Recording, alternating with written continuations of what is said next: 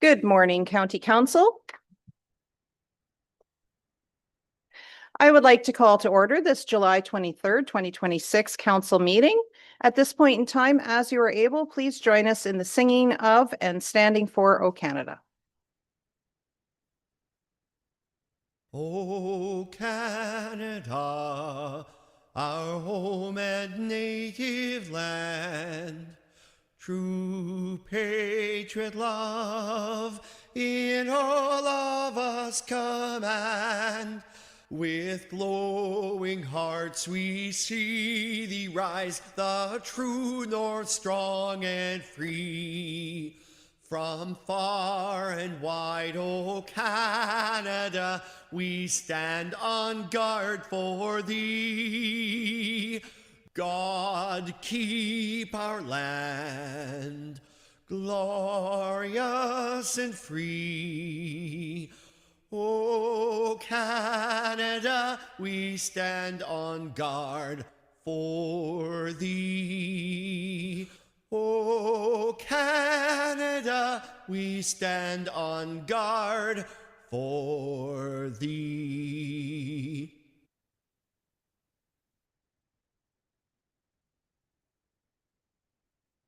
Thank you. Madam Clerk, could you please conduct our roll call? Councillor Mackey. Councillor McKay. Also present, Councillor Carleton. Councillor Pringle. Councillor McQueen. Councillor Nielsen. Councillor Patterson. Councillor Dickert. Councillor Kettner. Councillor Keaveney. Councillor Boddy. Councillor Gregg. Councillor Milne. Councillor Dobreen. Warden Matrosovs. Councillor Borneo. Councillor Eccles. Thank you, and my apologies, Councillor Hutchinson. Present. We have all members in attendance today. Thank you. Thank you, Madam Clerk. Let us begin by respectfully acknowledging that we are gathering on the traditional territory of the Anishinaabeg Nation, the people of the Three Fires, known as the Ojibwe, Odawa, and Potawatomi nations. And further, we give thanks to the Chippewas of Nawash and the Chippewas of Saugeen, known collectively as the Saugeen Ojibwe Nation, traditional keepers of these lands and waters since time immemorial. In our south lies the traditional territories of the Six Nations of the Grand River Haudenosaunee. We are dedicated to honoring Indigenous history and culture and committed to moving forward in the spirit of truth, reconciliation, friendship, and collaboration with all First Nations, Inuit, and Métis peoples. At this point in time, we will look for a motion that the minutes of the County Council meeting and the Committee of the Whole meeting dated July 9th, 2026, and the resolutions contained therein be adopted as presented. May I ask for a mover? Moved by the Deputy Warden, seconded by Councillor Keaveney. It's now on the floor for discussion. Seeing no hands, all those in favor? And that motion is carried. We do not have any closed meeting matters on our council agenda this morning, nor reports. That allows us to move on to the bylaws. It's recommended that bylaws 5290-26 to 5295-26 be introduced and taken as read a first, second, and third time, finally passed signed by the warden and the clerk, sealed with the seal of the corporation, and engrossed into the bylaw book. The first is a bylaw to provide the tax refunds for eligible heritage properties. The second is a bylaw to add certain lands to the Grey County road system. The third is a bylaw to remove certain lands from the county road system. The fourth, a bylaw to amend the development charges bylaw number 512722 to remove the expiry date. The fifth is a bylaw to amend the development charges bylaw number 512822 to remove the expiry date. And the sixth is a bylaw to confirm all the actions and proceedings of the council. May I ask for a mover and a seconder? Moved by Councillor Dickert, seconded by Councillor Nielsen. It's now on the floor for any discussion. Councillor McQueen. Thank you, Madam Warden. Could I have bylaw 5291-26 and 5292 be voted on separately? be pulled.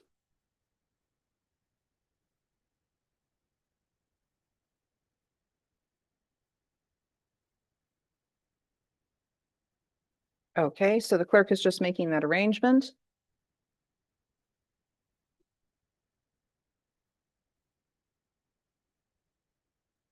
You should see it on your screen in a moment.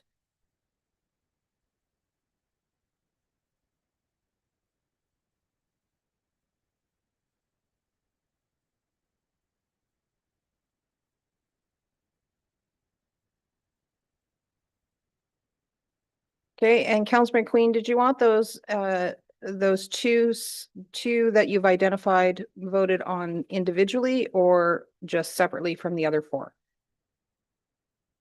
Okay, and he confirms they can be together. Any other discussion? Okay, we're gonna need a seconder to split that. Seconded by Councillor Bordignon. Okay. And we'll wait for a moment so the clerk can identify which vote we will do first.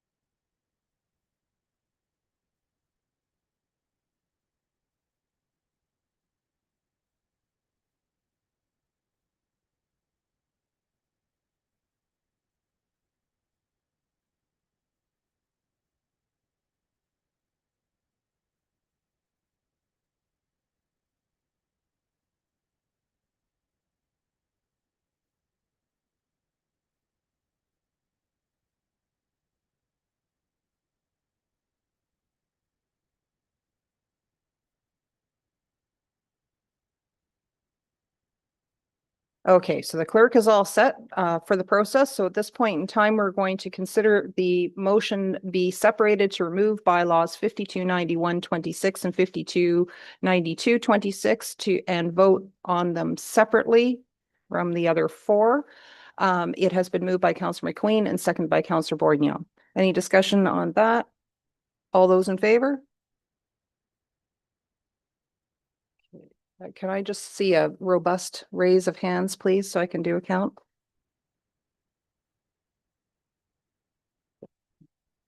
Okay, so that motion carries. So next, Madam Clerk is putting before us then that the bylaws 5291-26 and 5292-26 being introduced and be taken as read a first, second, and third time, finally passed, signed by the warden and the clerk, sealed with the seal of the corporation and engrossed into the bylaw book.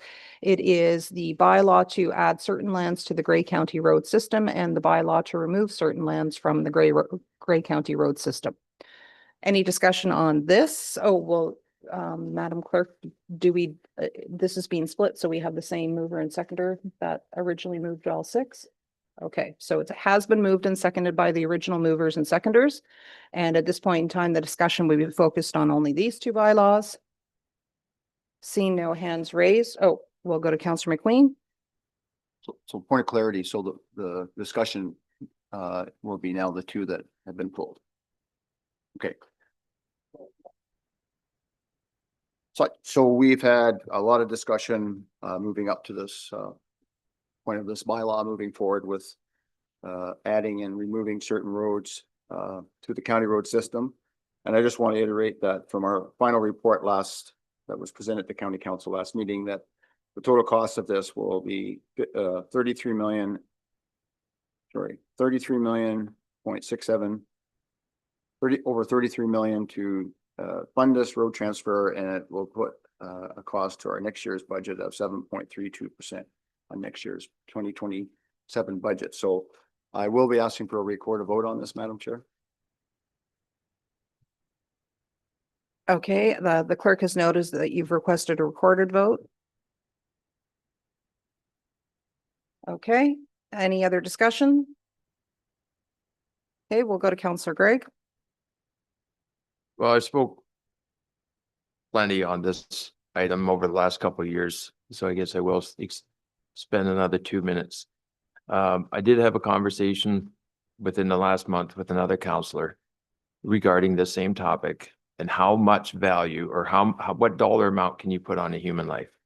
We went into this project with an objective for the right roads to the right users, for the right decision-making, getting rid of various levels of duplication, bureaucracy, and so forth. But at the end of the day, I agree with you. It's expensive.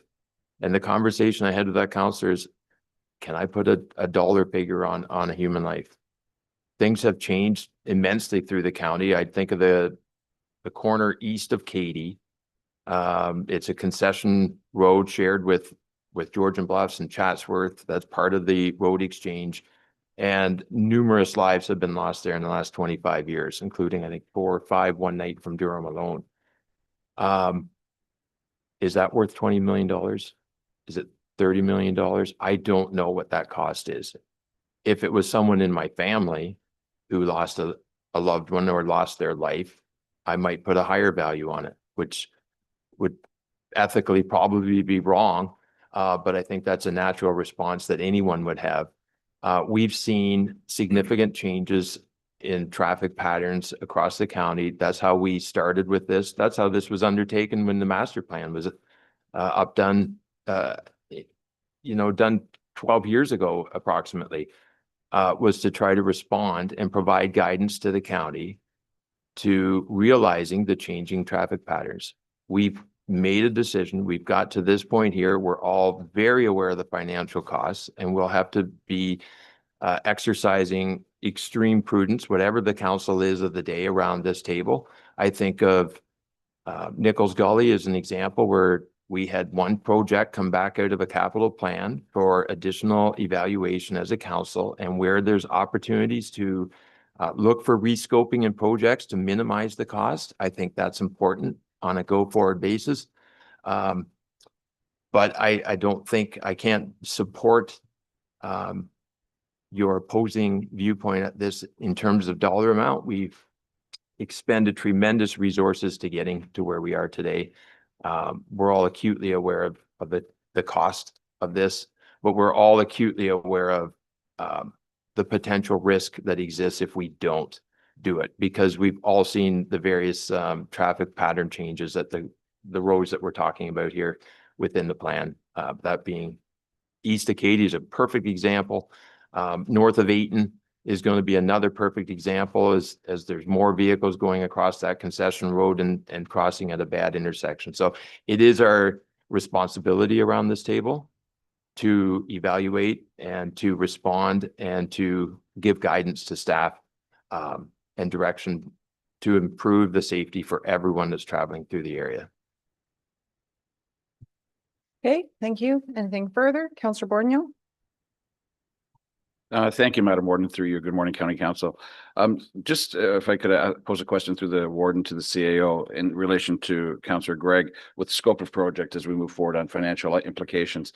Once this is constant in a bylaw, and we do find things as we move forward that may be of a fiscal nature at the local level.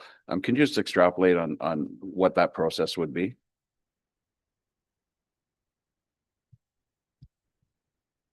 Through you, Warden, and thank you for the question, Councillor Borneo.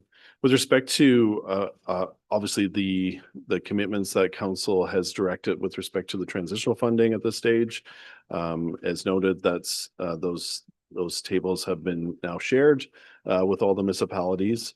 It is also on the county's website, and so it identifies the total transition funding as well as the enhanced and modified additions that were directed by county council.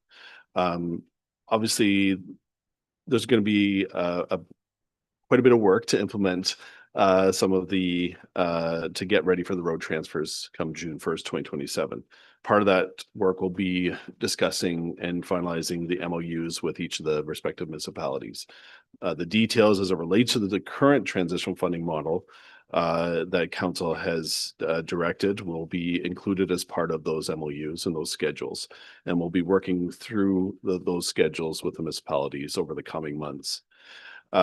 If there is anything that is a surprise or something that we haven't accounted for through that process, of course, that can be always raised by municipalities, and staff would then bring back reports respective reports to this body for further discussion. So that would be the process if there is anything that's a surprise. At this stage, we're not anticipating any surprises. We think we've accounted for the best we can every circumstance to move forward with the next steps on the transition, but you just never know. The complexity of this project, as this council is aware of, is quite complex. But we've, I think, tried to anticipate what we will require as part of those MOUs and those discussions. And Transportation Services is already starting to work plan some of that. And we'll be moving forward next steps, of course, subject to the bylaws being approved today. Follow up, Councillor Borneo? Yes, thank you, Madam Warden, and thank you, CAO, for the answer. That's what I look forward to at the local level. Our CAO is preparing a report to bring forward to our local council, and as we move forward, the staff-to-staff protocol, I think, is the best option to go to. It's just I don't think anybody. As Councillor Gregg said, I buy into this for safety reasons, a myriad of reasons. We don't want our taxpayers to be on the hook for anything that's not seen, I guess, once you open a few of those doors. So I appreciate the thought process when we get to the MOU at the staff protocol and then informing at the local level. So I appreciate that. Okay, thank you. Seeing no further hands then, Madam Clerk, we are ready for the recorded vote. Thank you. So this vote is on the two bylaws to both add and remove lands to and from the County of Grey road system. Councillor Mackey. In favor. In favor. Councillor McKay. In favor. Councillor Carlton. In favor. In favor. Councillor Pringle. In favor. Councillor McQueen. Opposed. Councillor Nielsen. Opposed. Councillor Patterson. In favor, Councillor Dickert. In favor, Councillor Kentner. In favor, Councillor Keepney. Keepney in favor, Councillor Body. In favor, Councillor Gregg. In favor, Councillor Milne. In favor, Councillor Dobreen. In favor, Warden Matrosovs. In favor, Councillor Bordignon. In favor, Councillor Eccles. In favor. And Councillor Hutchinson. In favor. In favor. That motion is carried 85-11. Okay, thank you very much. So now we'll proceed back to the original for the rest of the bylaws. It has already been moved and seconded, and it is on the floor for any discussion, any of the other four bylaws. Seeing no hands raised, I'll call the vote. All those in favor? And that motion is carried. News and celebrations. At this point in time, I can open it directly to the council floor for news and celebrations this morning. We'll start with Councillor Bordignon, and then we'll go to Councillor Keaveney. Thank you, Madam Warden. Again, good morning, County Council. There's a lot of good things happening at the local level, but the one thing that's affecting the entire region in such a good way is the Seasonal Agricultural Workers 60th anniversary program. And there's an awards and dinner at the Westin tomorrow evening, which brings together a lot of growers, a lot of the men that work in the program, and a lot of dignitaries from Jamaica and other areas that support this throughout the region. Without that program, at the agricultural level, it'd be very hard on manpower. So celebrating the 60th anniversary from this program is very exciting, and I look forward to that tomorrow evening. Thank you. Councillor Keaveney. Thank you, Madam Warden, and good morning, County Council and everyone present. I just wanted to share that in Meaford over the civic holiday weekend, July 31st to August 2nd, is our annual Summerfest event, and this is a Chamber of Commerce event. Poutine Fest, all of our restaurants are participating in making all kinds of various types of poutine. There's going to be a Moving Under the Stars on the Friday night outdoors, and that will be ET at 8 p.m. There'll be vendors in the market square and live music, a beer tent, a kids fun zone, and a sidewalk sale up and down our main street. So lots to do in Meaford over the civic holiday weekend, and that happens in our market square. Thank you. Thank you. We'll go to Councillor McQueen. Thank you, Madam Warden. I guess you would say it's a celebration of the passing of Don McCausland, who was Grey Highlands' first mayor, and he was, I think, two-term warden here. He's two-term warden. And the celebration of life will be this Saturday at the Markdale Complex from 2 to 5 in Markdale. And certainly he dedicated a big part of his life, not only for Grey Highlands, but for the county, and was on a number of committees. And I think Howard Gregg is going to be speaking on his behalf at the funeral as well. So anyway, it's our thoughts are with the family. Thank you. And any other news and celebrations? We'll go to Councillor Bonnie.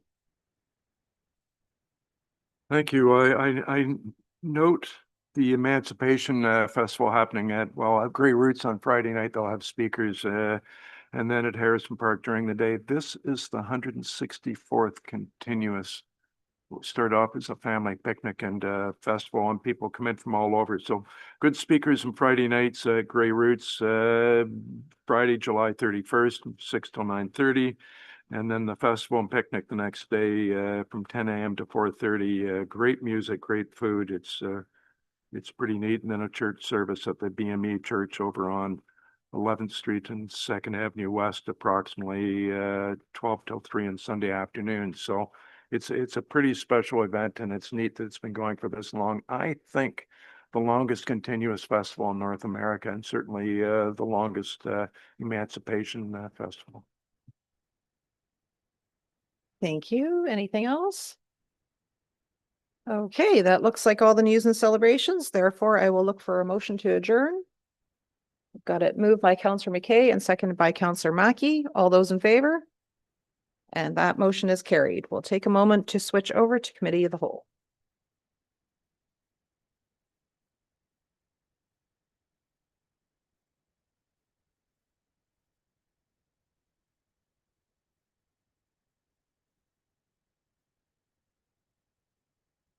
Okay, I'd like to call to order this Committee of the Whole meeting of July 23rd, 2026. At this point in time, I'll put out a call. Are there any declarations of interest? Seeing no hands raised. Business arising for minutes? Seeing no hands, we will move on to the delegation. We have one delegation this morning. I would like to welcome Executive Director Lindsay Johnson. She will be providing us with this regular update. We look forward to it. Please come on up to the lectern. And I think they've given you the go-to on how to get that microphone going. And what we'll do is it'll either have to be your microphone or mine back and forth so that I can receive questions for you at the end of your presentation. So welcome. We're glad you're here. Thank you so much, Warden. So good morning, everyone, and thank you so much for having me here today to speak with you. I think I've had the opportunity to speak to many of you over the past couple of years as I've been in the role of Executive Director of the Grey Bruce Ontario Health Team. I'm here to provide a brief update on some of the work that we've been doing over the past year.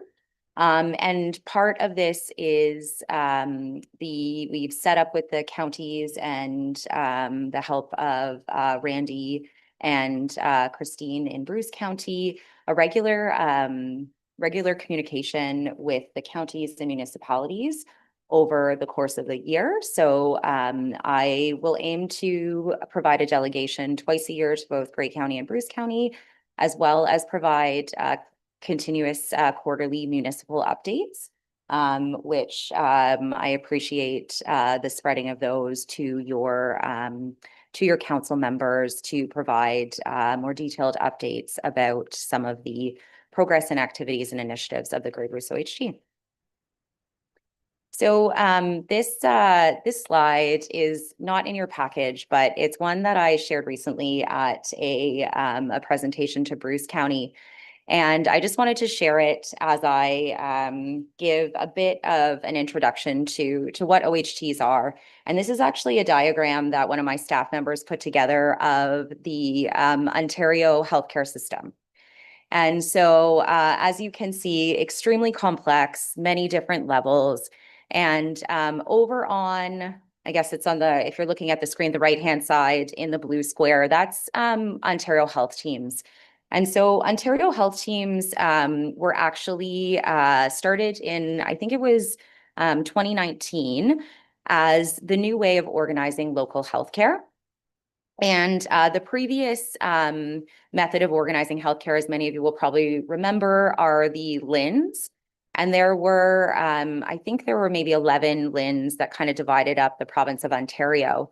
And they were quite large. And the Grey Bruce was part of the Southwest LHIN, which also included Elgin, Middlesex, London, Oxford. So a really large and very diverse area.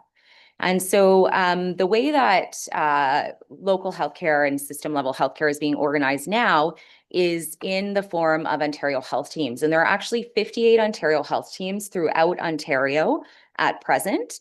And they're with these kind of a smaller focus on smaller regions, we're able to provide a more hyper-local look at the needs of a population, of communities, of the providers within a smaller region, and really target initiatives and planning that will really help meet the needs locally as they shift and change as well.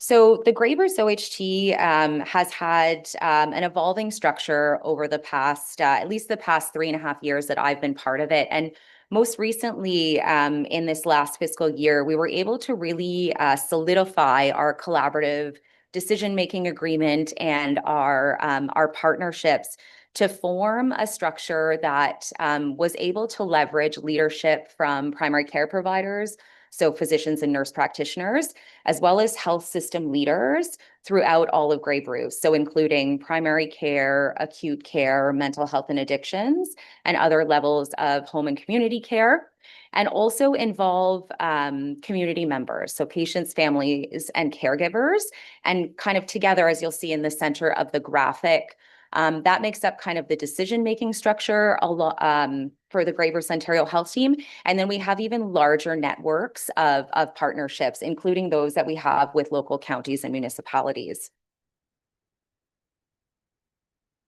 So I know this looks a bit small on the slide, but hopefully you're able to see it on your screen and in the slides that were shared. So our strategic priorities are dictated by the province of Ontario, so the Ministry of Health and subsequently Ontario Health. And this year, our strategic priorities focus on 3 different high-level priorities, which are primary care access and attachment, integrated clinical priorities, and OHT capacity building. And what I've done under each of these categories is list out the specific deliverables.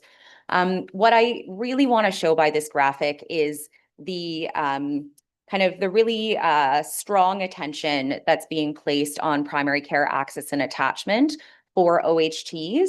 And the focus of the province currently on this strategic priority.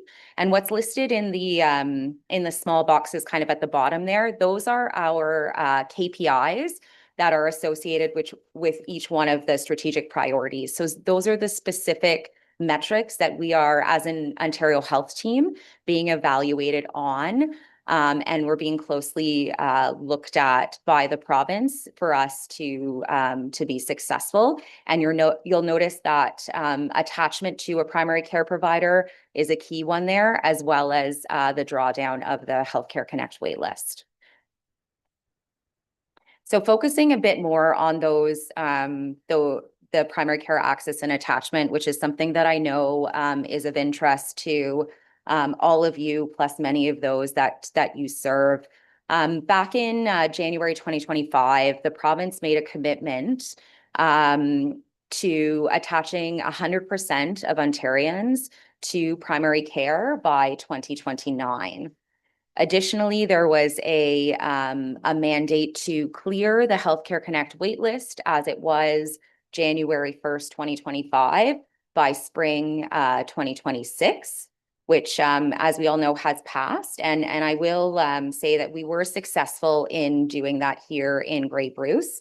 It took a lot of work by many of our partners and a lot of collaboration, but we were able to draw down from it was just over 5,400 Grey Bruce residents on the Healthcare Connect list, and we were able to either attach them all to primary care locally, or if they had moved or had already been attached, clear them from that wait list. And we now have a list that, is not like it used to be where people would sign up and, be waiting years to be attached. We are seeing kind of regular ebbs and flows and drawdown of that Healthcare Connect wait list as we attach more and more local residents to primary care. So I included this slide just so again you can see the very strong focus. These are the Ontario Health kind of KPIs and pillars of what they have really committed to do. And the mechanism for us locally to meet these specific KPIs and help the province achieve their goals is through an opportunity called Interprofessional Care Team, IPCT expansion. So this is where Ontario Health Teams and their associated primary care networks, which are the network of local physicians and nurse practitioners that we have built relationships with, we're able to collaboratively put in proposals when they're to apply for funding to increase capacity and attachment to primary care. And so the way that this is structured is that proposals can be put in for the expansion of current primary care organizations. So that includes family health teams and community health centers. And we're able to look at adding base funding for salaried health human resource positions to help increase capacity for the physicians to attach more patients. And this funding also helps us increase the number of provincially funded positions for nurse practitioners, which are also able to increase capacity for attachment of the physicians, but also attach patients themselves. This is a slide that shows progress as of the end of February. I'm happy to report that I have very, very up-to-date data as of this morning that this number, actually, let me get this here. So we actually have now attached over 9,000 local residents to primary care, so a physician or nurse practitioner. And we are now 40% of the way there to our larger goal of attaching over 23,500 Grey Bruce residents to primary care. That metric was the metric, the 23,562, the metric that we were given January 1st, 2025, of how many unattached patients there were within our region. And so it's what we built a master plan, a master attachment plan based off of. And when we did this last year with all of our partners, it was estimated that we would require an additional $11 million of base funding annually from the province in order to have enough capacity locally to have everyone attached to a physician or NP close to home. We have received, as of this April, so April 2026, confirmation that we have as a region an additional $7 million of base funding locally. And our target for this year specifically is to attach an additional 9,000 Grey Bruce residents to primary care.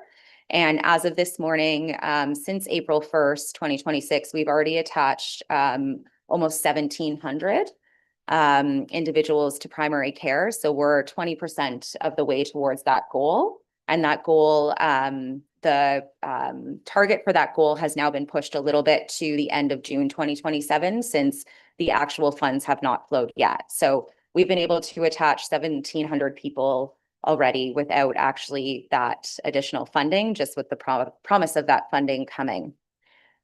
We are also anticipating 2 additional opportunities to apply for more funding for our region. We had estimated again that we probably need at least an additional $4 million to attach everyone to primary care. That will likely shift with kind of population changes and as we engage partners to understand a little bit better the specific needs of the individuals that remain unattached to primary care. But we do anticipate that there will be 2 more calls for proposals before 2029. That's all I have for you right now based on my slides and the time I was allotted. I do want to say that I've had the opportunity to give quite a few presentations recently to different municipalities and different groups from municipalities on primary care specifically. I have developed a very comprehensive primary care presentation that gets into a lot of the complexity of it, which I do think is very important for decision makers to understand. So I would be more than happy to, again, speak to your council separately or answer any specific questions on the OHT, on primary care specifically, or upcoming funding opportunities. So thank you. Thank you, Executive Director Johnson. It is very helpful, and we appreciate the fact that you've been able to distill it into something that people can first of all have a look at and then ask if they want to dig deeper. That's very helpful, and certainly walking us through that first slide that you showed is complex as things have been changing, and you are ever so nimble to be able to adapt to the new approaches, the new organization, and those are indeed some good celebratory numbers about attaching people to doctors where we need them here in the county. So with that, we will go to questions. So we'll start with the Deputy Warden. Thank you, Lindsay, for the work that you do. It's important for all of the residents in Grey Bruce. Before I ask my question, I can't help but observe the irony of the present provincial government increasing the number of Ontario health teams from the number of LHINs and at the same time shrinking the number of conservation authorities. It's kind of ironic. Nonetheless, whatever, maybe they'll make their mind up eventually. What I'm curious to know is, given the tremendous growth in various parts of the county, and I'm thinking specifically of Southgate and Dundalk in particular, where are the real pinch points in providing more healthcare to people? Is it physicians? Is it NPs? Is it physical space to look after the customers? Where are the pinch points, and how do we get a positive response from the Ministry of Health to the various suggestions that, you know, I'm thinking of Southgate again. We've made different approaches to the provincial government and we're getting zero buy-in to this point. Where do we go from here, please?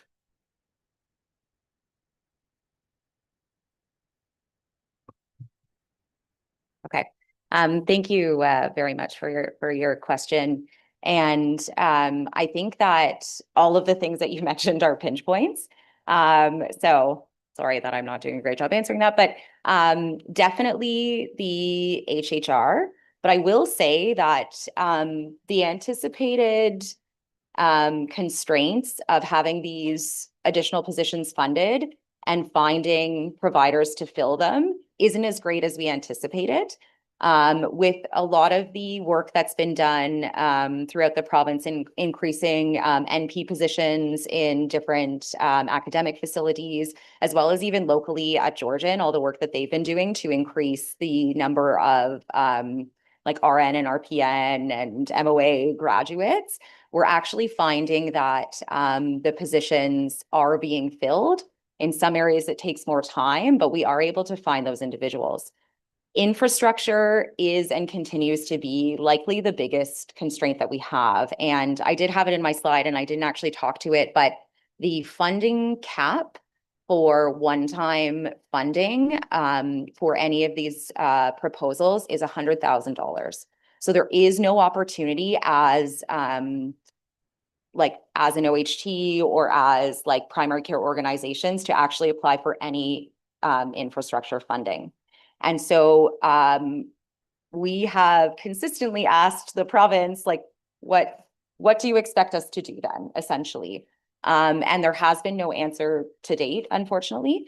And I think to your question about how to actually get some movement, from the province in terms of, you know, infrastructure funding. And I know specifically the issue in Southgate. I actually think it's alignment and, you know, alignment on the understanding of, you know, where they're going and what they're trying to do, and then aligning the ask with that. And so, you know, to just kind of summarize it to some degree, in Southgate, if that infrastructure like is not there, like the services cannot be provided locally and close to home. So those unattached residents cannot be served close to home, which is what the commitment has been from the province.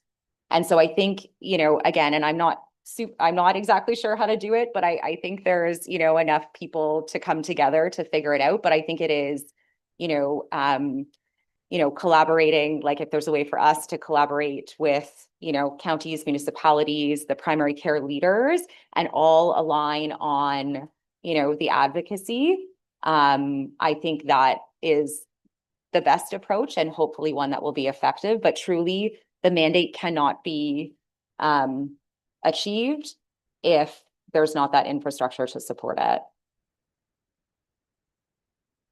Okay, thank you. We'll go to Councillor Dobreen and then to Councillor Keeve. Thank you. Good morning. Thank you, Warden, and through you. Thank you, Deputy Warden, for the questions specifically about pinch points. We're hoping that we will have a delegation at AMO in August. We'd love for you to join us. But in the meantime, what I am hearing from residents, not specifically to Southgate, but residents, is that they're still concerned about registering. Because they don't want to take the risk of losing the physician, the primary care team that they have in place, and they're commuting hour and a half, 2 hours when they're unwell. And so the numbers, while are great achievements, congratulations, great work, but I don't think that they're reflective of our community's need or the lack of attachment. So how do we, perhaps we would love for you to come to our local council to share that. Perhaps we can elevate that, the need. We have said on numerous occasions that you will not be detached from your primary healthcare provider if you register, and the importance of registering. I'm just wondering how we can communicate that so that people actually do register, because I think the number is significant. The number that you're working toward is not reflective of reality. Yeah, thank you. Thank you so much for that. And it was interesting. We were actually going through Healthcare Connect registration numbers today and noting that Southgate was very low in registrants. And we were like just brainstorming how we could actually do that. And there is a lot of mistrust for the Healthcare Connect system because of the history. And, you know, people had been on it for years, don't think that it works very well. And yeah, up until I think last fall, you would be derostered from your provider if you, and you know, people really like, that's not something that anybody wants to do. So I think that, you know, I would welcome the opportunity to come and speak to people. I think also leveraging the CHC and its trust in the community. I know there's a lot of individuals, especially in Southgate, that are accessing CHC services, but they may be attached to primary care elsewhere. So perhaps leveraging the relationships like with a trusted organization. And with this new funding, the CHC actually will be rostering a significant number of people in addition to what they have right now. So perhaps just seeing that will entice some other people to register. That just hasn't, the movement hasn't been there yet because the funding hasn't flowed for this year. So I think, yeah, anything that we can do to help kind of build not only the trust in Healthcare Connect itself, but in like the system and where it's going. And perhaps it is sharing some of these things, right? The drawdown we've been able to achieve, the increased attachment and that confidence that, People aren't going to be left without a provider if they do get on the Healthcare Connect system.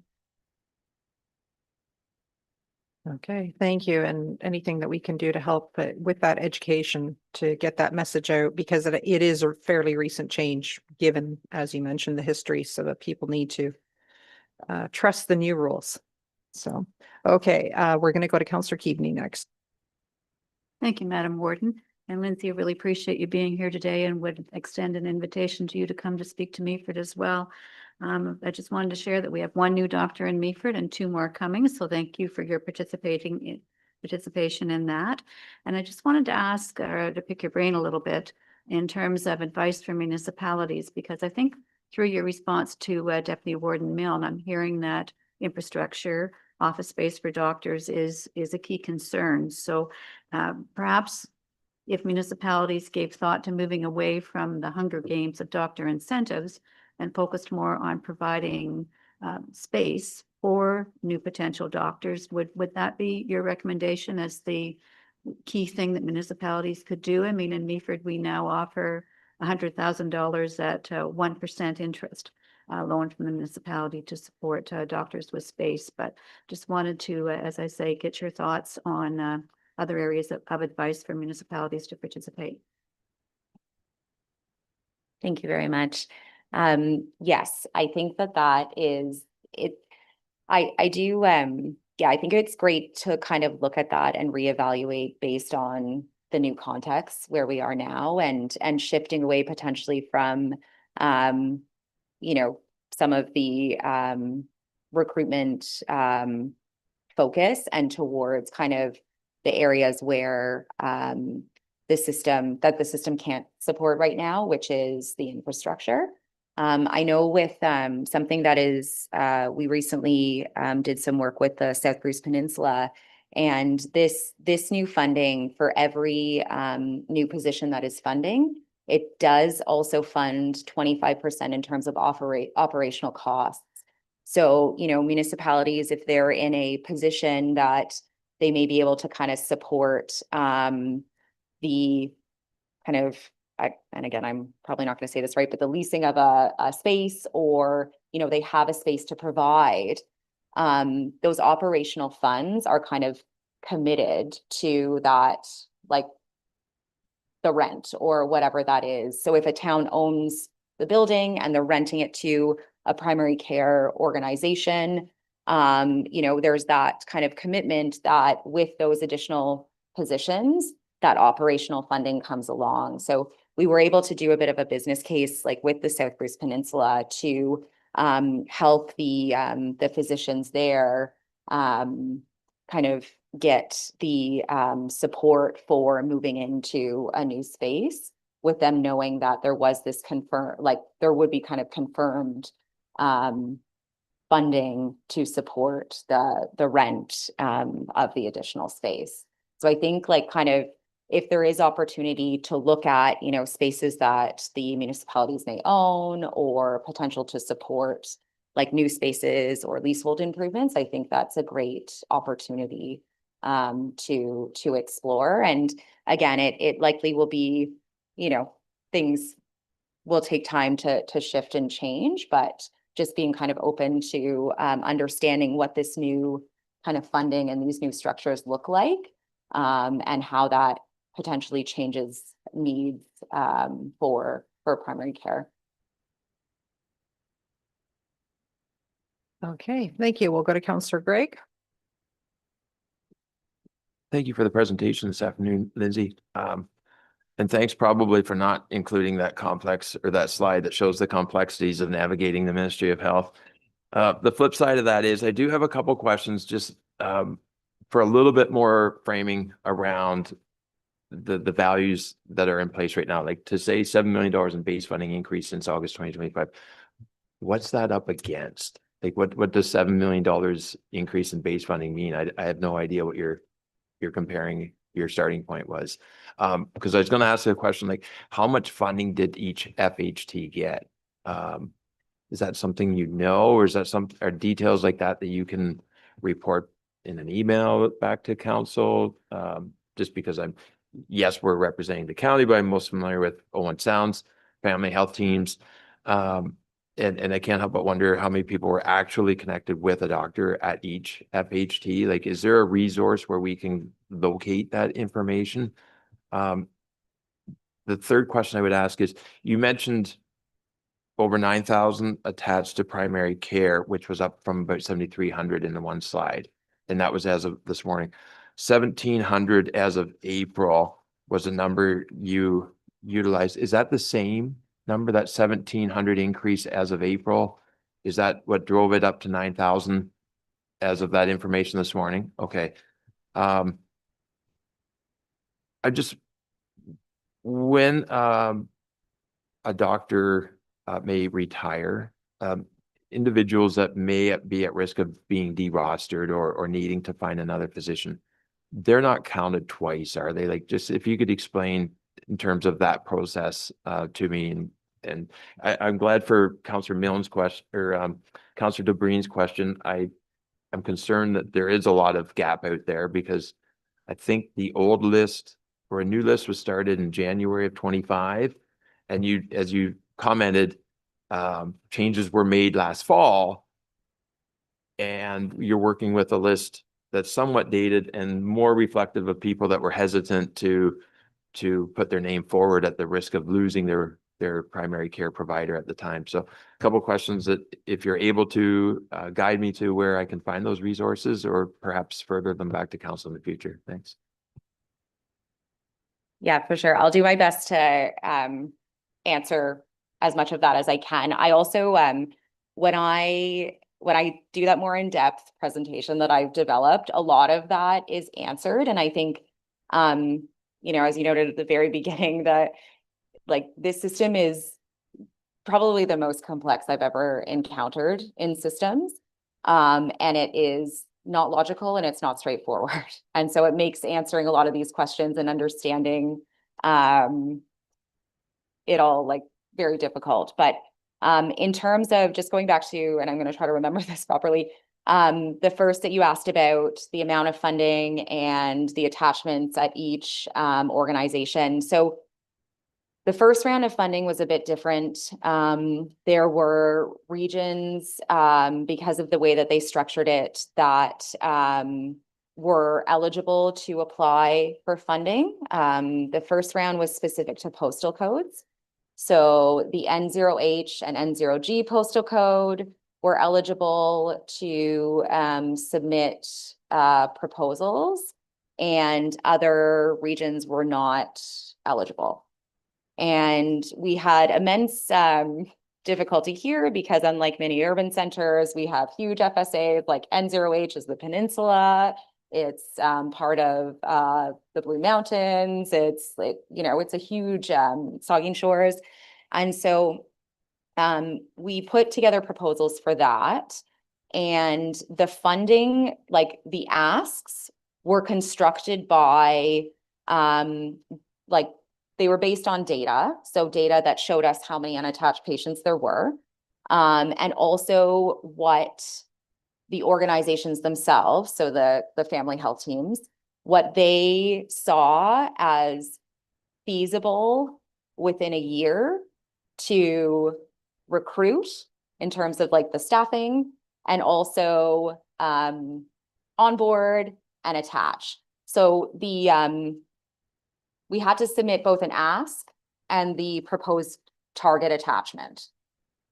And then what happens, and I don't know if this happens in other areas, when you put a proposal into the province, you ask for something and say, this is what we're going to do. And they come back and say, actually, we're going to give you 20% of what you asked for. And this is now your target, which is like half of what you said you could do. Yeah.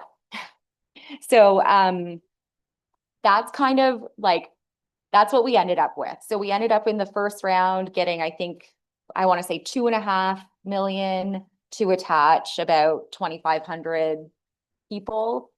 And what they ended up coming out with a bit later is targets aligned to specific positions. So a nurse practitioner If I was going to, let's say I'm a primary care organization, I'm applying for a nurse practitioner position, the funding for it, that comes along with a target of 800 patients. So, and then another health service provider, let's say like a social worker, that number is 250. Okay, so let's say I'm in an organization, I ask for a nurse practitioner, funding for a nurse practitioner and a social worker. My target then has to be 1,050 patients. So that's kind of how it works right now. We all know that's not actually how it works in any way, but that's how the funding is being allocated. But it also has to be thought of in, okay, like if I'm, the executive director of an organization, what is possible for me to do in 1 year? Do I have space to bring these people on? Do I think I can actually hire a nurse practitioner in a year to meet that target? Because that's what I'm going to be accountable for. So the, the numbers again, and the organizations that received funding in that first round were Kincardine Family Health Team and the Brockton and Area Family Health Team. But the Kincardine Family Health Team, their funding actually went to support physician groups in Saugeen Shores, so 2 of them, as well as the Meaford, Thornbury, and Flesherton physician group. So it really was quite complex in terms of where funding flowed because of where it could only flow and where that money actually went to support attachment. So the numbers, we have them,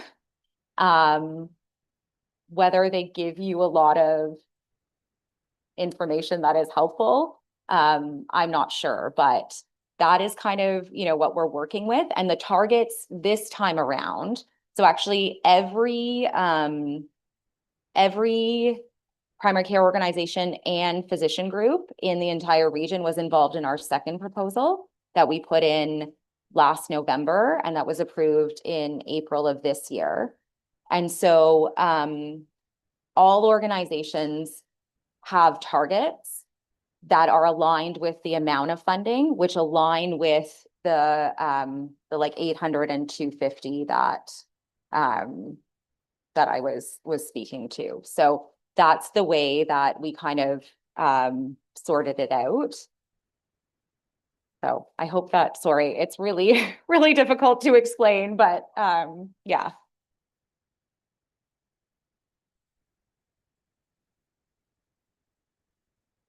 Thank you for that. And just the last piece was patients who could be at risk of derostering. How's the counting process there? Just to ensure there's no double counting. Yeah. So the way that the numbers are counted for this funding is that when they establish the start of the funding, so for this second round of funding, the start was April 1st, 2026. And so what each organization has to do is take their baseline roster. So let's say Owen Sound Family Health Team, 30,000, let's say. And then you have a target of, okay, your target based on the funding you're getting is 2,000 net new patients. So it's by the end of that, when their target, by the deadline to hit the target, their roster has to be 32,000. So whether they lose a physician and there's 1,000 that are derostered, it has to be net new attachments. So yes, if we end up losing a physician, then that's a lot of extra work that has to be done in order to actually hit that net new attachment number. Okay, thank you. Any further hands or questions? Not seeing any. So thank you. It is always very helpful that you come to us on a regular basis as you have been doing, because then hopefully then the questions won't be insurmountable. So we very much appreciate that update and all of the information and the follow-up information that you've offered as well. So thank you for coming today. Okay, so what we're going to do at this point in time is I'm going to put a call out for the determination of items requiring separate discussion so that staff will be aware if there's anything pulled from the consent agenda. And once we have voted on the consent agenda, we will do our morning break. And at that point in time, we will be doing the annual photo. So we're going to ask during the break time that we all gather for the photo first before going off for refreshments, etc. So with that, there are eight, looks like, 5, 6, 7, 8. Yes, 8 items on the consent agenda. Are there any that any committee of the whole members wish to pull? Councillor Eccles. Yes, thank you, Madam Warden. Through you, 6E and 6F. Okay, so 6E and F are pulled. Councillor Carlton, and then I'll go to Councillor McKay after that. Thank you, Warden. I would like 6B and 6D.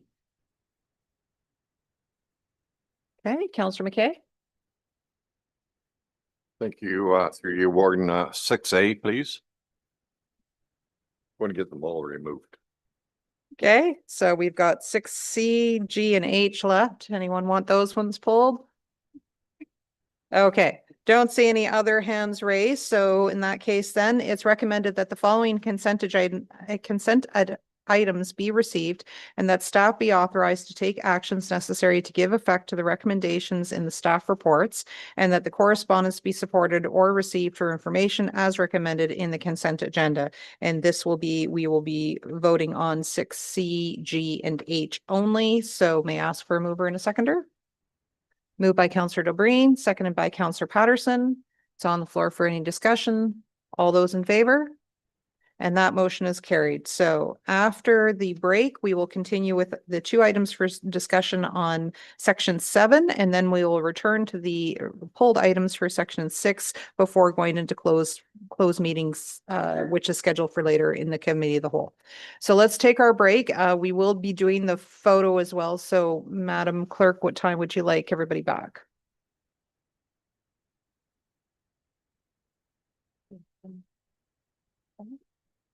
Okay, so we're going to do 11:20, a little longer than usual because we do need to do the photo first. Okay, thank you.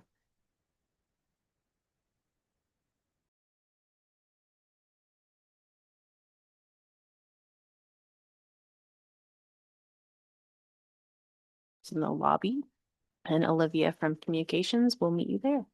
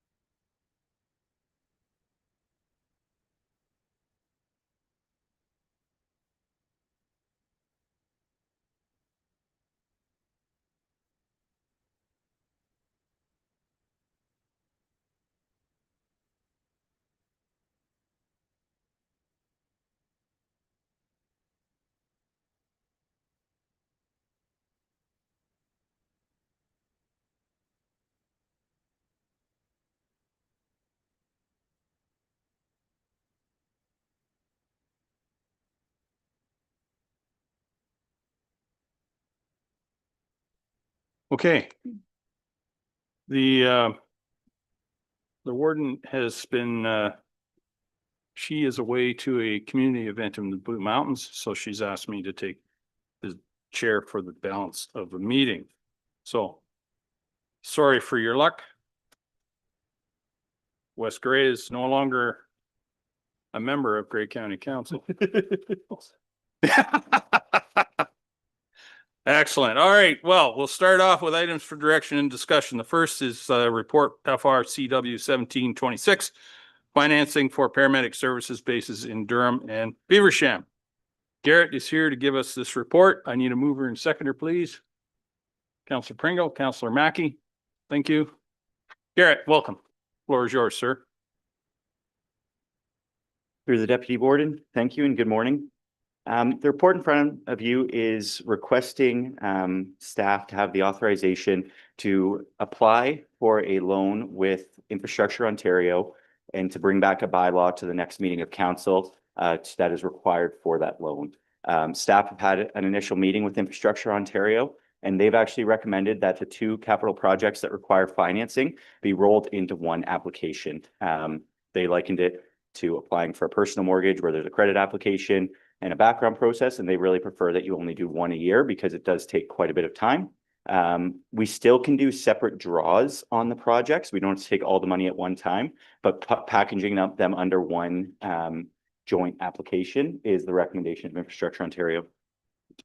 So the two projects that we'd be looking to finance are the Durham Paramedic Base, which was substantially completed in September. But there were some final items that needed to be cleaned up. And then we're just receiving the final invoicing now, which was expected to be based on the update or based on the award report PSR CW 1024 to be approximately 2.933 million.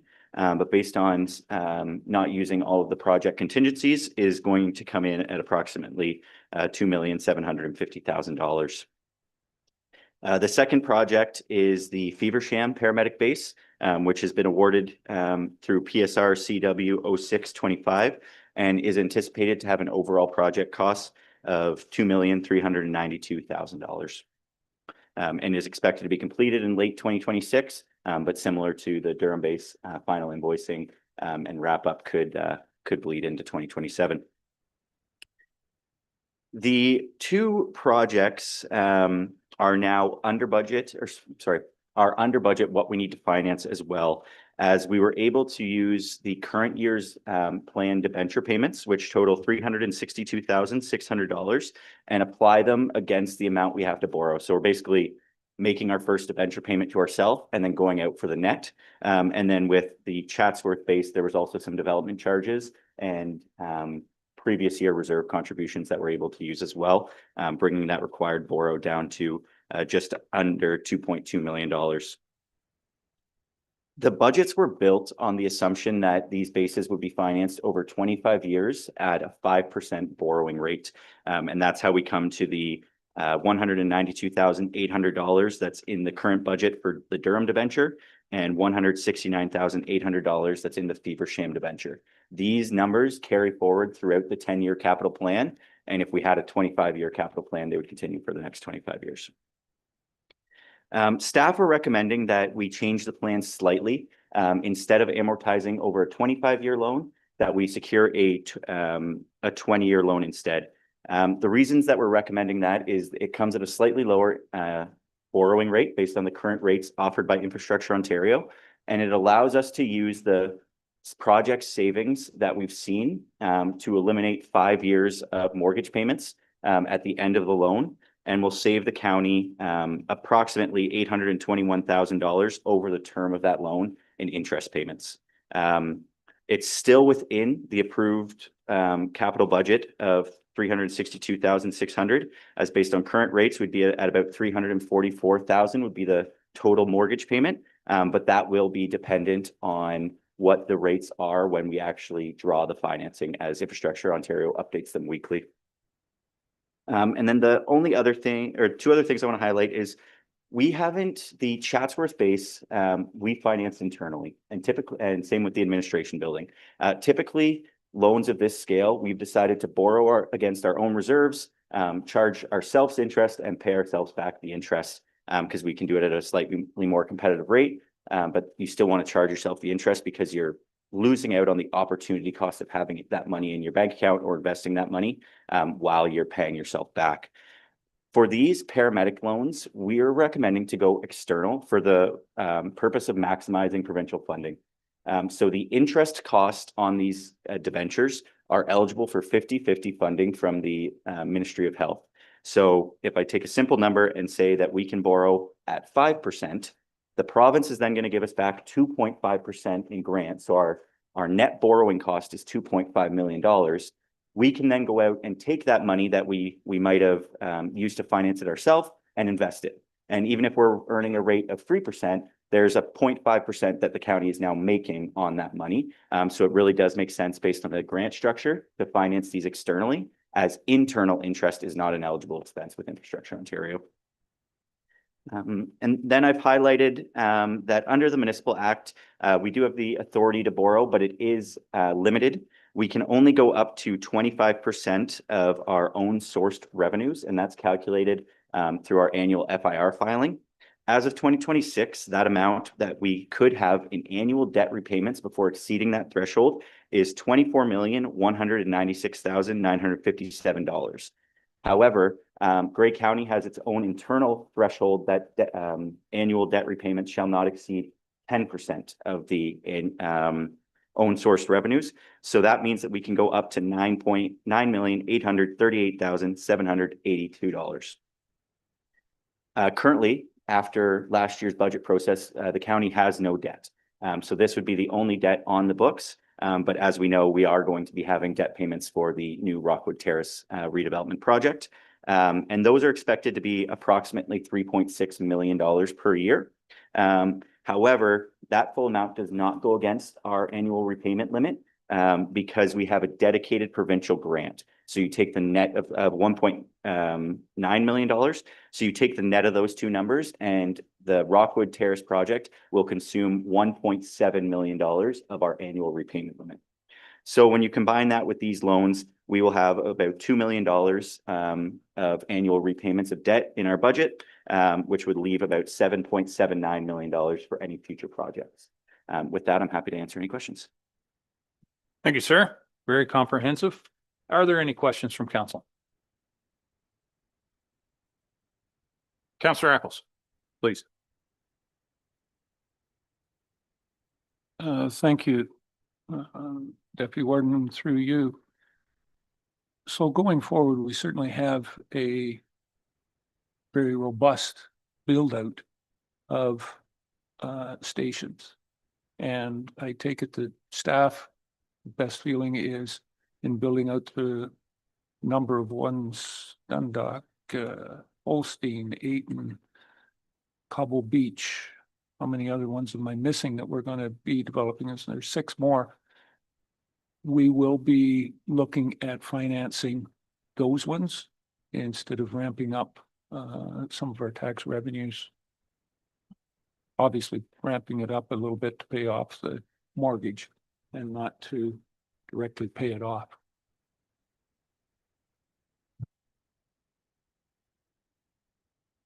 Through the Deputy Warden, yes, that's correct. The way our 10-year capital plan is built right now is all the future bases will be debt financed as well. With the Durham base, it was in the capital plan before the enhancement plan came along because we knew we needed more space. But the enhancement plan made that base bigger as we needed a operational base at the south end of the county. The other bases, there's simply not enough time to build up that reserve so that we could finance it all ourselves. In a perfect world, yeah, if we knew we were building it in 25 years, we would start putting away money now, or 10 years even. You could potentially increase your levy now, transfer to reserve, and then when it comes to actually build it, you're just paying for it outright and your interest costs are zero. But with the deployment plan coming and the immediate need for additional ambulances and the additional need to put those ambulances somewhere, and then the benefit of having these rural bases built, there just wasn't enough time to build up those capital reserves that we could fund it. Counselor Gregg, did you have a question? Thank you. I did have a question.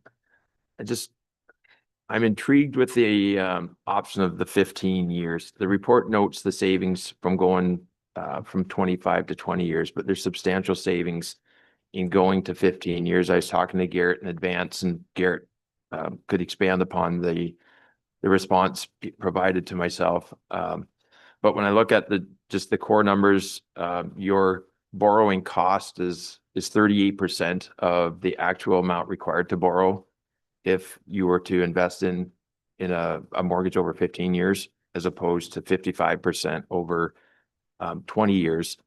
There's an upfront cost, but I think, it does get it paid off. It's nice. We're in a great position right now with zero debt. That's the best place to be. And I'm a little bit more intrigued, certainly, to look at a 15-year mortgage that gets us back to that position.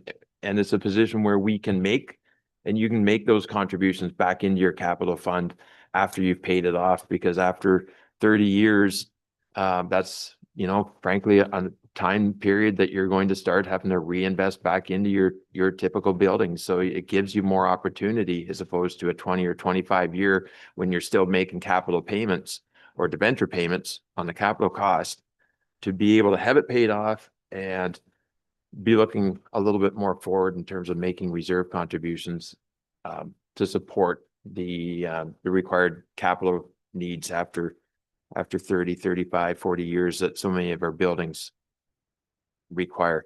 But I guess that's my position. Garrett, if you want to expand on the difference in the capital budget requirement up front versus the ultimate savings over that reduction from 20 years to 15 years. I think I kind of find it favorable, the 15-year option. Thank you. Through the warden, deputy warden. Staff are happy to take direction from council on whatever term most suits your needs. A shorter borrowing period, you're correct, results in lower cost over the term of the loan because you're paying it off faster. So, if you look at the horizon of a 25-year mortgage, at the beginning, almost the entirety of your payment is going towards interest. And then as it goes along, it kind of drops off like this as the payments become more and more principal. If you shorten the term, you're increasing your payment. So at the beginning, your interest cost is the exact same, but you're paying off more of the principal, and that cascades every year. So correct. If council directs us to go towards a 15-year mortgage, that'll certainly save. It'll save approximately $750,000 compared to the recommendation that's currently before you, but it will require an increase to the 2027 capital budget of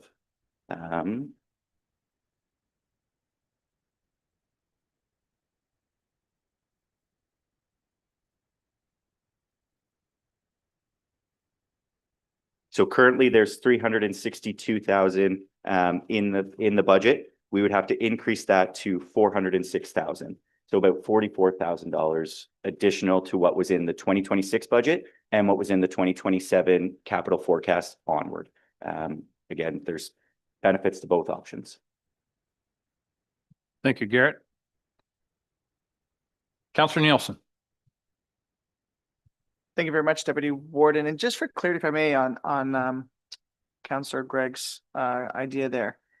Switching over, would we have to actually increase the full 44,000 because the province kicks in the grant?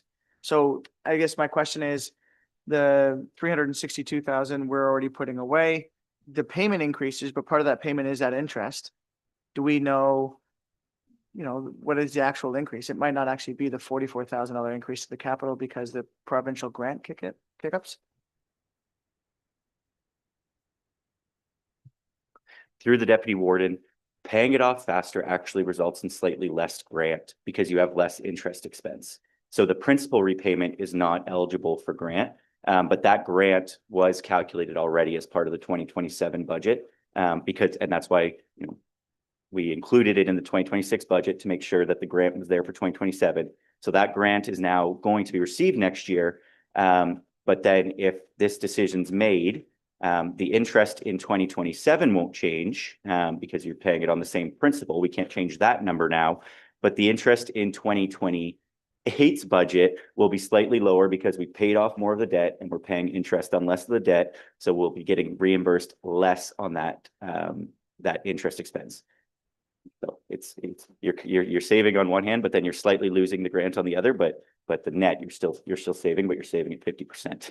The provincial grant for paramedic services is a funny one to budget for because you find a savings, but then in the next year that loses you a little bit of grant. You add a cost and it hurts up front, but then next year the grant catches up. It's a tricky one aligning our budget with their grant timelines. Any other questions? Councillor Mackey.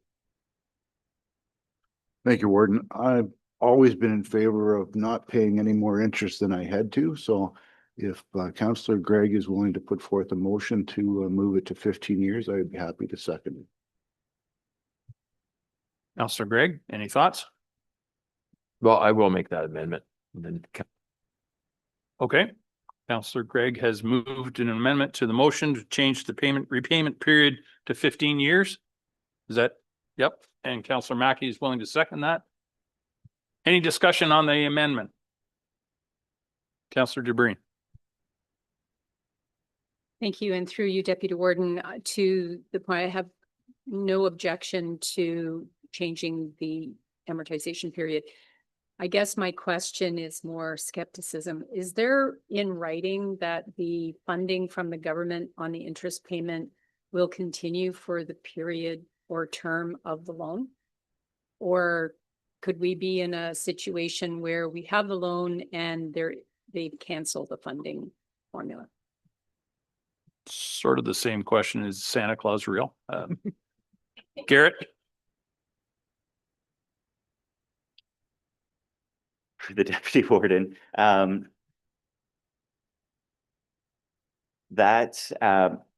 answer is no.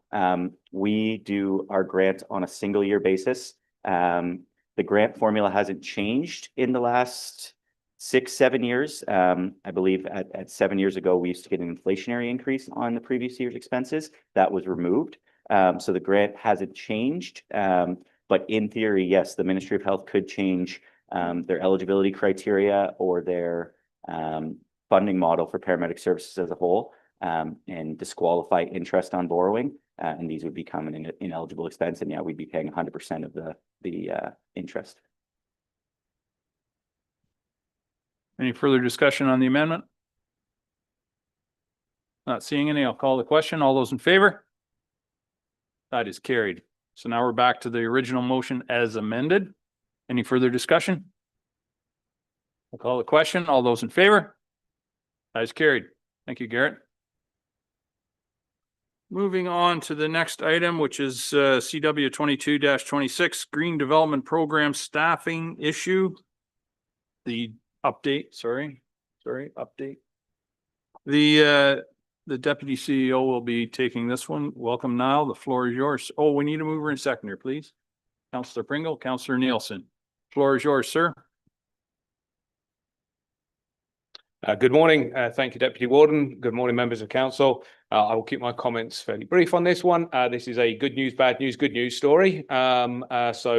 Congratulations to our manager of climate change initiatives, who is moving on into an educational leave to complete some further education in terms of climate science and environmental sciences, which is fantastic when somebody moves on into great things in their career. And that, of course, leaves us with a vacancy in that role.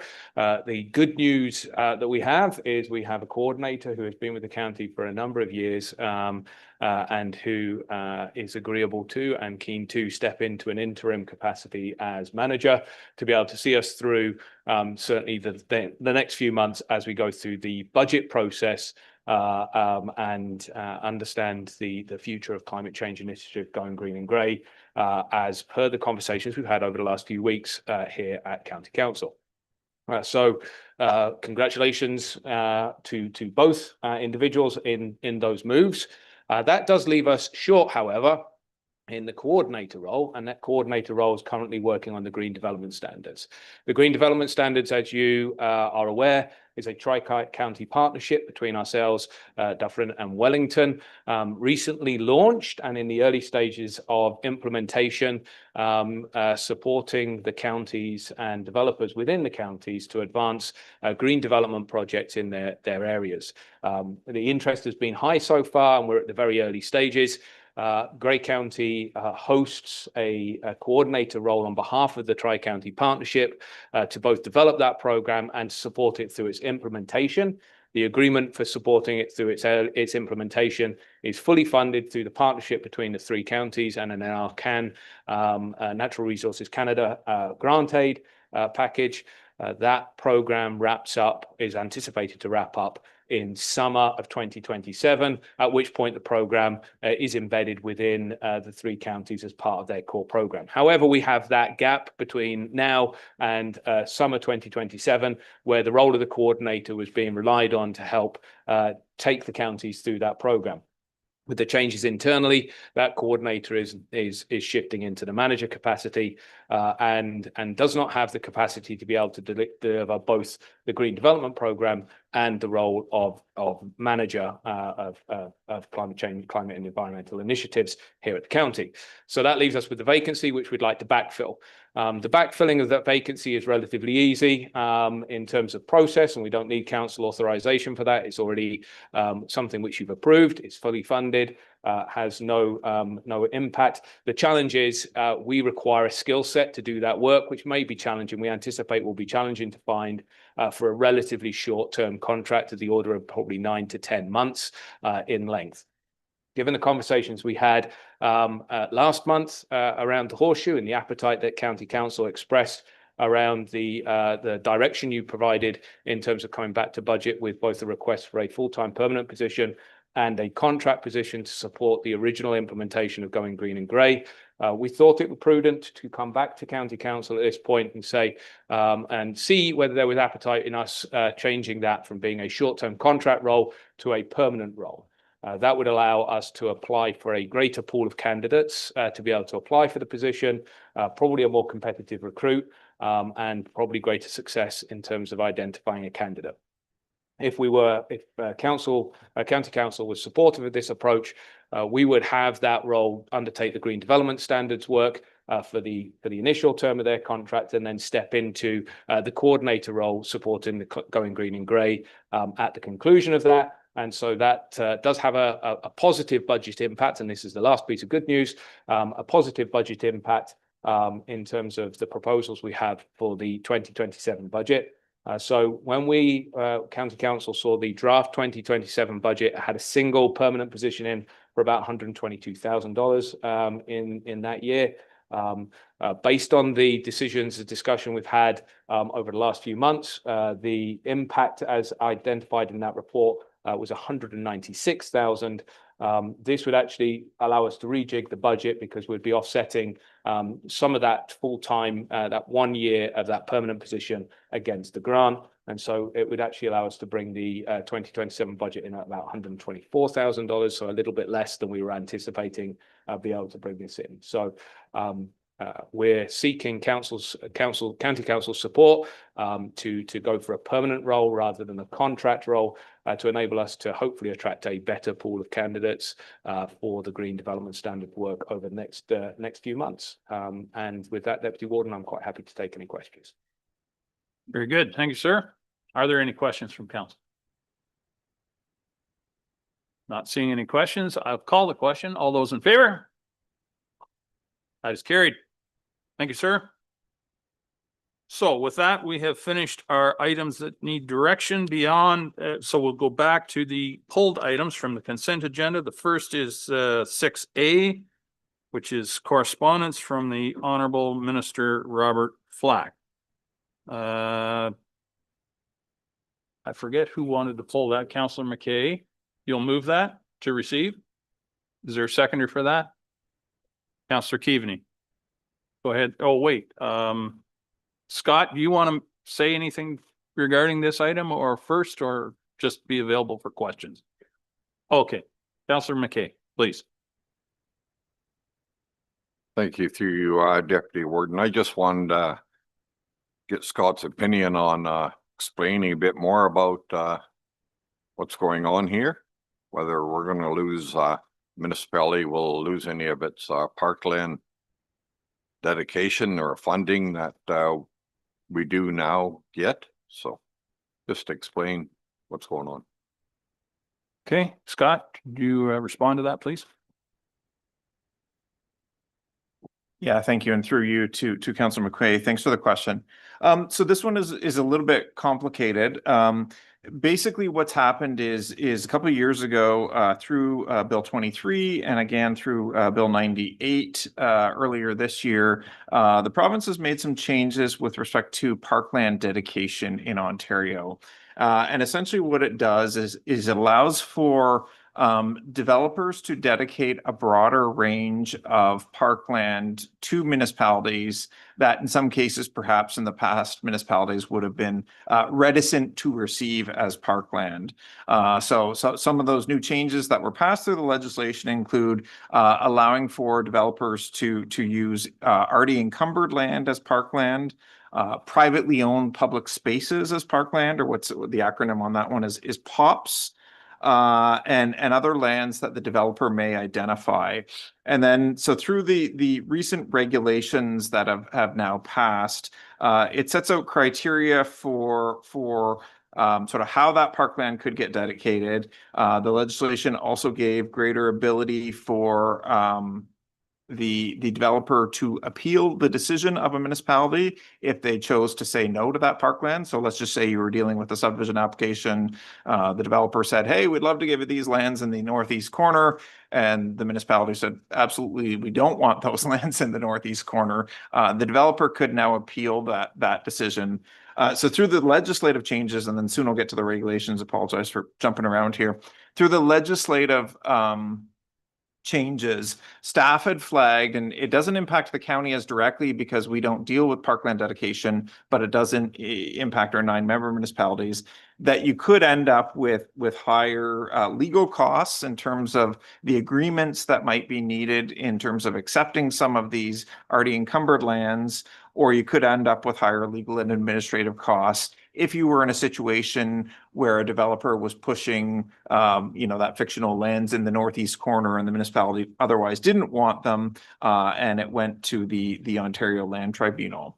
And then, so fast forward to the actual regulations. The regulations sort of further enshrine some of this. The one thing it did do through the regulations was it gave a further list of lands that are otherwise ineligible. So the developer can't even propose these lands. And that included some common sense things that municipalities typically wouldn't have taken anyway. Things like contaminated lands, hazard lands, certain sensitive natural heritage lands in that regard. The final thing I'll say, then happy to take any questions, is the regulation also speaks to community benefit charges. Community benefit charges aren't something we've seen adopted in Grey County per se. They were a replacement of the former bonusing provisions under Section 37 of the Planning Act.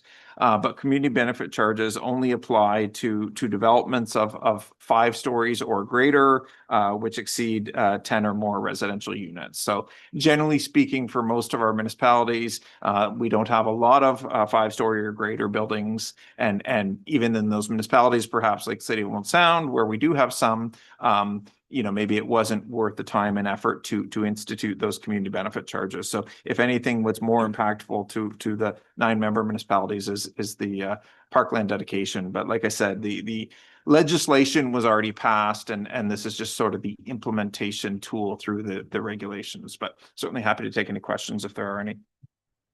Thank you, Scott. You good, Counselor? You have any further questions? No. Any other questions from Councillor DeBreen, please? Thank you. And through you to Scott, if you could elaborate on how a developer could require a municipality to assume privately owned parkland, POPs. Sure, through you, and thank you for the question, Councillor DeBreen. I'm certainly not an expert on this. Typically speaking, in the past, these POPs, as their the acronym is, were often associated with a condominium development, or in some cases, you picture a large skyscraper in downtown Toronto where they might kind of have an outdoor plaza.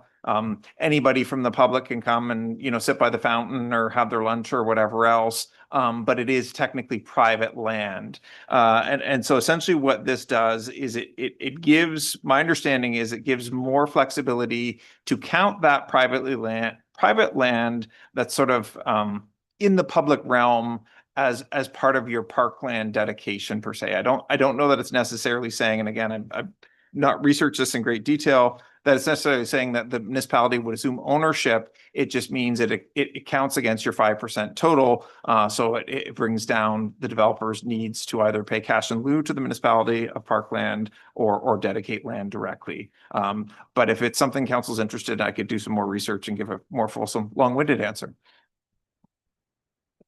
But just not today. You're good. Okay. Any other questions? I'll call the question. All those in favor? That is carried.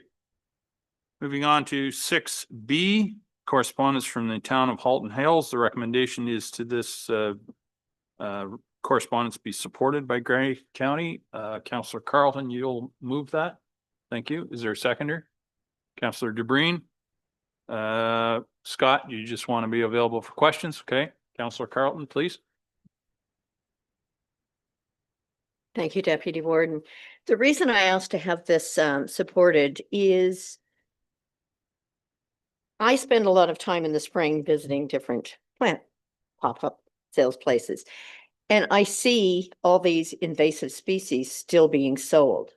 And I know that in Georgian Bluffs, last year we allocated $20,000, 10,000 of that to be used to map the invasive species within the township, $10,000 for eradication. We had another $10,000 this year. I reached out to Grey Sauble, and they are doing a lot of removal there for wild chervil and Phragmites. Georgian Bluffs, one of the issues that we have is with the giant hogweed. So there's a lot of money being spent. And I'm using the example of Grey Sauble and Georgian Bluffs. I would imagine every municipality throughout Ontario is facing that same thing. So I think we need support for that to get stricter rules in place around these plants being sold in the future. So I'm just asking for County Council's support there. Thank you. Thank you. Any other speakers, questions? Not seeing any. I'll call the question. All those in favor? That's carried. Thank you. Moving on to 6D, which is correspondence from Liza Ireton. I think I said that right. Grey Road 1 concerns. Councillor Carlton, you're prepared to move that as well. Support? Seconder? Councillor McQueen, thank you. Councillor Carlton, you wish to speak to it? Or Pat, do you want to speak first, or do you want to be available for questions? Questions? Okay. Councillor Carlton. Thank you, Deputy Warden. Again, this one yesterday, I went for a drive to just see what the speed limits are. And it is a 60-kilometer all the way through there. I know there is an issue with people speeding, and there are a lot of residents along the side. Now, the one thing I didn't notice was what are the pavement markings there? So I guess what I'm asking is, could we take a look at that, even the Black Cat speed machine, just to notify people you're going too fast, slow down? Because we're seeing so much of this near accidents with people driving so fast. And I'll use an example of recently, I was down to Markdale on a Sunday morning, and on the way down and on the way back, both times I was passed by somebody when I was on a double line and approaching a hill. So dangerous situations. And is there any way we can, I don't know, highlight this? And I think we're already doing what we can, but I didn't pay attention to pavement markings. So I'm just asking if somebody can speak to it, or if there's anything we can do to alert drivers to this. Thank you. Well, I might think the obvious solution would be that you guys Did somebody say take it over? No. Sorry. Just thinking out loud. Pat, do you want to speak to that, please?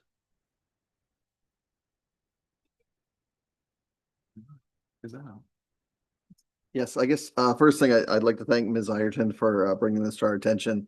We get requests like this pretty frequently, and I don't have data directly in that area on speed, but I don't doubt she's correct. 99% of areas have speeding issues.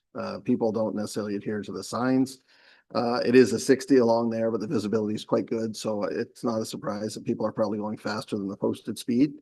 So what we typically do in a request like this is we would take up our variable or our radar trailer that tells people how fast they're going. As far as that would give us just a little more thorough data, which I'm sure will say people are speeding. And as far as a permanent sign, I think the county has 4 now, but they've all been paid for by community groups. They're just so cost prohibitive. People tend to want them everywhere. I think the people that want them probably pay attention to sign, but it seems like an inordinate amount of people don't. So we would take our trailer up there, get some more speed. We would forward on the OPP about the enforcement piece, since that is not, in our duties. And then we'd get a hold of Ms. Ireton and see what she has to say. But again, even passing no passing zones, in Ontario, you can pass against the line unless you have another bylaw. So we'll look at all the warrants in the area and just to see there is paved shoulders there, which, have a little more safety for cyclists and pedestrians theoretically than other places. But we'll have a look at it and talk to Ms. Ireton and just get some more feedback on what we could possibly do there, if anything. Thank you, Pat. Good. Any other questions on that one? Not seeing any. I'll call the question. All those in favor? That's carried. Thank you. Moving on to 6E. Award of special needs resourcing. Councillor Eccles, you're prepared to move support of that? Okay, is there a seconder, Councillor Bordignon? Anne Marie, do you want to speak to that first or, okay, Tara? Tara's going to speak to that? Excellent. The floor is yours, Tara. Welcome. Thank you. Good morning, Council. Through you, Warden, or sorry, Deputy Warden. I'm happy to take any questions about this report. Very good. My kind of report. Councillor Eccles, did you have a specific question? Yes, and through you to Tara. So the operational funding is 1.4 million. How much is that added on to our budget, or is that flow through funding?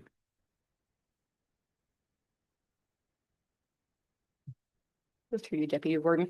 That is completely within our existing budget, so there's no impact. We have just had some savings in other budgets last year, so we prioritized supporting the special needs resourcing funding. So I believe this year it was 1.2. Based on community need, we had the surplus funding in our local priorities funding from the province to support this increase and go to the single source.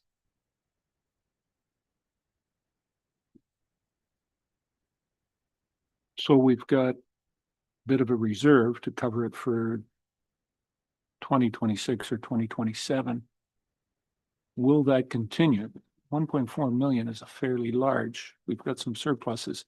I guess I thought was adding it, and how are we going to, is it totally funded or is it funded from the taxpayers of Grey County? So this is completely funded through our provincial budget. We actually returned funds in 2025, and we would like to maximize our utilization of those provincial funds. So again, we haven't had to decrease any programming. This is just allowing us to stabilize and increase our activities through the special needs resourcing program as part of what we found through our review of the program.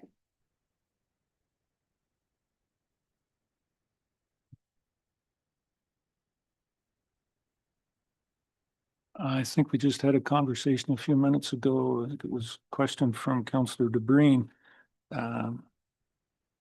This is absolutely written in stone that we'll continue to get these. I'm thinking a number of years ago, we got into something called long-term care. That was going to be totally funded. It wouldn't be on the taxpayers. And today, we're what, north of $9 million of Grey County taxpayers' money that flows into that. No question, it's a need, but it goes back to that philosophical, is it something that the property taxpayers need? And the thought of getting into it and then ending up no way of getting out of it and continuously putting a burden on the rural taxpayers of Grey County. I can see that Ms. Shaw has her hand waving over there, willing to jump in. Anne Marie, you want to respond, please? Through you, Deputy Warden. So special needs resourcing. So we have a number of children in our daycare centers, childcare centers that require assistance. And so we run a program on behalf of the province in order to provide that assistance in the classroom for children with special needs. We've been doing it for years. It's not a new program. What we did do is we had a review done of the program to determine where we were lacking, what we needed. And we know that there has been an increase in need. So we were able to, as Tara said, take some funding from other areas within our provincial budget or provincial funding and put it towards more towards special needs. And then we were also, as part of the review, it was recommended that we go to one provider versus multiple, just for some consistency and some better outcomes hopefully within it. So it's something that we are mandated to do, and it is part of our early learning and childcare services that we provide for Grey County. Thank you, Anne Marie. Good. Oh, Tara, go ahead. And just to add on to Anne Marie's comments as well, the contracts are annualized, so we do review our funding availability annually, and the service provider is aware of that too. Very good. Councillor Gregg. Just want to thank Councillor Eccles for actually pulling this item so that you could ask a question. This is in sitting on the Community Services Committee this year. This highlights a service that the county provides that I didn't know anything about until sitting on Community Services.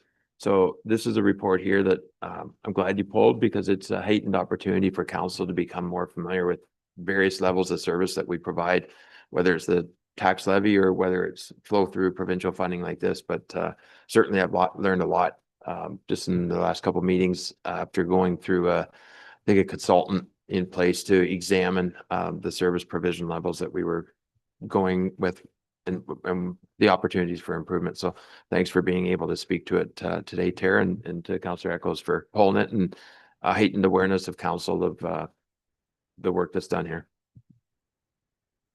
Thank you, Scott. Any other questions? I'll call the question. All those in favor? That is carried. Thank you.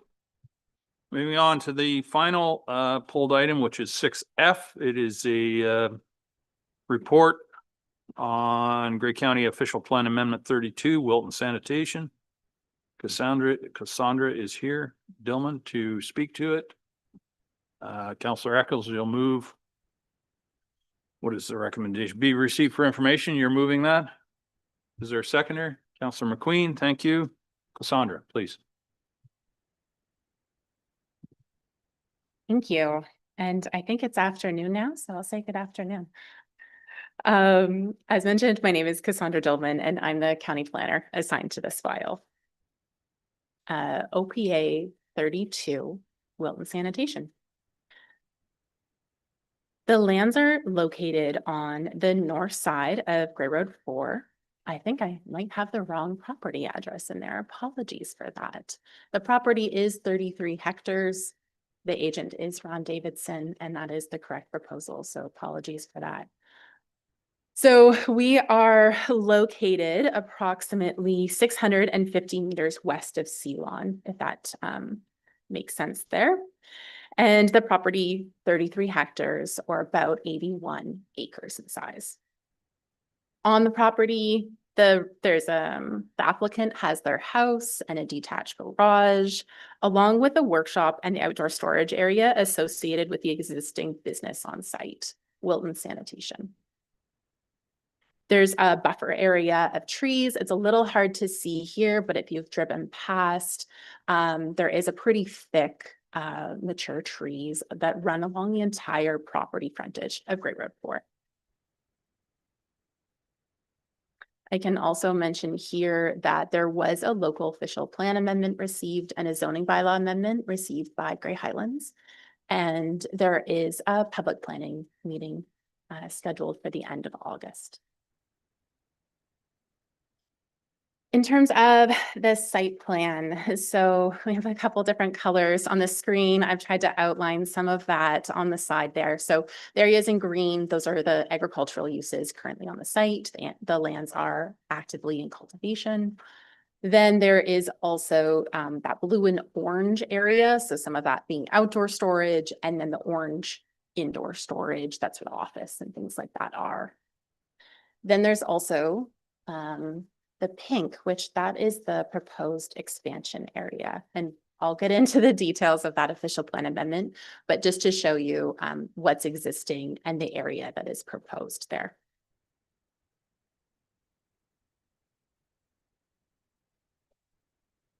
So the proposed official plan amendment would facilitate the construction of a holding tank for hauled sewage and waste from septic system holding tanks. And it would recognize that existing on-farm business. So the property is designated agricultural in the county official plan, and the proposal is to add a site-specific exemption to that property.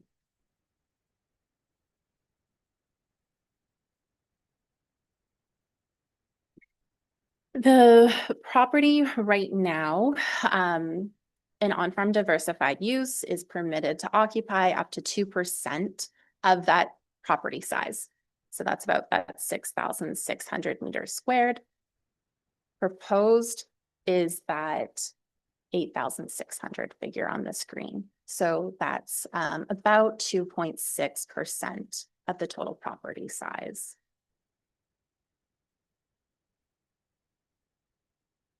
The wording of the official plan amendment, but I will just go forward to the recommendation. And at this stage, it is recommended to receive for information. Please let me know if you have any questions. Thank you, Cassandra. Councilor Eccles, your question or comments, please? Well, there's a question, that was noted in here that, and I'm sorry, I can't find the exact page right now, that the road allowance that goes off there, obviously at Six Corners, and the road allowance that goes north, that the applicant owned the road allowance. And I know that in Grey Highlands, there was quite a dispute on the road allowance and everything a little while ago with the applicant and a couple of other individuals on ownership. And that's what sparked my reasoning for this was are we correct in determining that the road is owned by, or the portion of the road that is following along on the Wilton property on the west side is owned by the Wiltons? Has that been totally set aside? Cassandra, do you please? Did that sounds much better there. Thank you for the question there. On the intersection that we're talking about, it's a little bit difficult when there is Six Corners is how how that intersection is known locally. There are 5, but the 6 being this unopened road allowance. So if you can sort of take a line there through, I'm trying to orient myself here. Can anyone see? I can't even do this on my mouse. There is a road allowance there on the west side of that entire property, going straight, going north. As far as I understand, it is in the same ownership. The Wiltons also own the lands to the west. So that entire parcel as well to the west. They have not, as far as I understand, merged on title, but those 2 properties are separate there. Let me zoom in there. Any other, Councilor McQueen? So thanks to you, Mr. Deputy Warden, following up with Councilor Eccles.